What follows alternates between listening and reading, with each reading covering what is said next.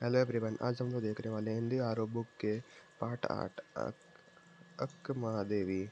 इस ऑर्डर के प्रश्न उत्तर। तो पहले प्रश्न आपको अपनी बुक से लिखना है, उत्तर तो आपको पता ही होगा, अगर पुरानी वीडियो अपलोड देखा होगा तो उत्तर मैं लेके आया हूँ फिर से। हाँ, पहले प्रश्न का उत्तर है, इंद्रियों का काम है अपने को तृप्त करना। इंद्रियों की तृप्ति के फेर में मानव जीवन भर भटकता रहता है। इंद्रिय मानव के विषय वासनाओं के जाल में उलझाकर लक्ष्य पथ से भटकाती रहती है। ईश्वर प्राप्ति के मार्ग में तो इंद्रियां सबसे बड़ी बाधक होती है। यह साधक को संसार की मोह माया से उलझा कर रखती है और ईश्वर भक्ति के मार्ग की ओर बढ़ने नहीं देती। अतः यह संसार सत्य है कि लक्ष्य प्राप्ति के में इंद्रियां बाधक होती है। पहले प्रश्न का उत्तर कंप्लीट। दूसरे प्रश्न का उत्तर है, इन पंक्तियों के माध्यम से कवित्री ने समस्त संसार को ईश्वर भक्ति से न चूकने की प्रेरणा दी है। भारतीय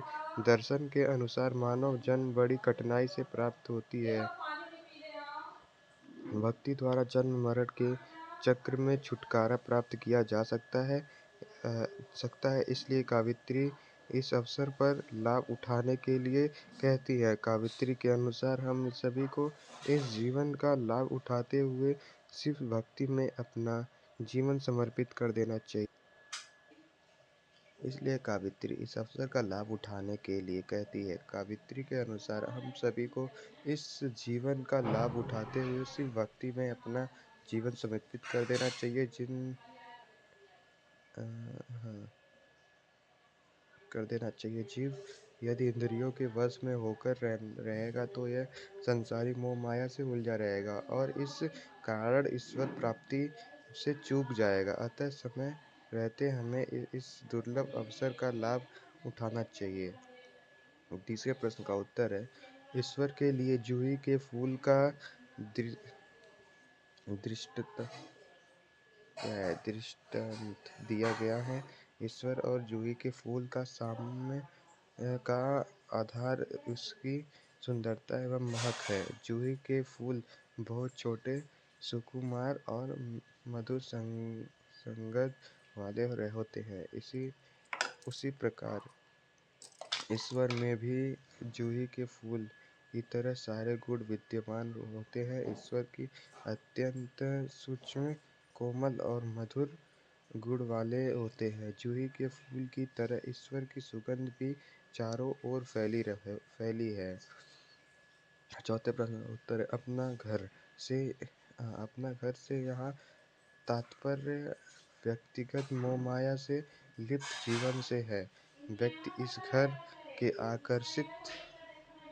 आकर्षक जाल में उलझाकर ईश्वर प्राप्ति के लक्ष्य से पीछे रह जाता है। कवित्री ऐसा मोह माया में लिपटे जीवन को छोड़ने की बात करती है, क्योंकि यदि ईश्वर को पाना है तो व्यक्ति को इस जीवन का त्याग करना होगा।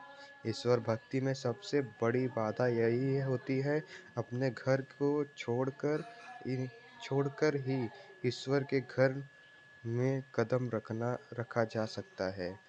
चौथे प्रश्न का उत्तर कंप्लीट। पांचवें प्रश्न का उत्तर है, दूसरे वचन में ईश्वर के सम्मुख संपूर्ण समर्पण का भाव है। इस वचन में ईश्वर से सब कुछ छीन लेने की बात की गई है।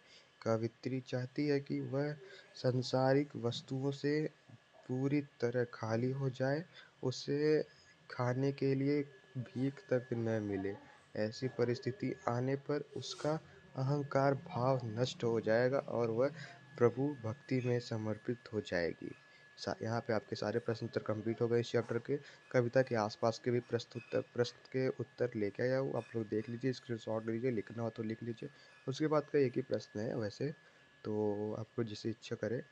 और आप लोग व्हाट्सएप पे भी VC पापा 2008 फॉलो कर लीजिए, जिससे अगर आपको इसका शॉर्ट नोट या फिर PDF या फिर स्क्रीनशॉट चाहिए तो आपको वहाँ पे मिल जाएगा। लेकिन उसके लिए आपको इस वीडियो के नीचे कमेंट करना होगा। हाँ, बाकी आप लोग इस चैनल को भी सब्सक्राइब कर लीजिए, लाइक कर दीजिए, वीडियो को शेयर करना और शेयर कर दीजिए। Thank you.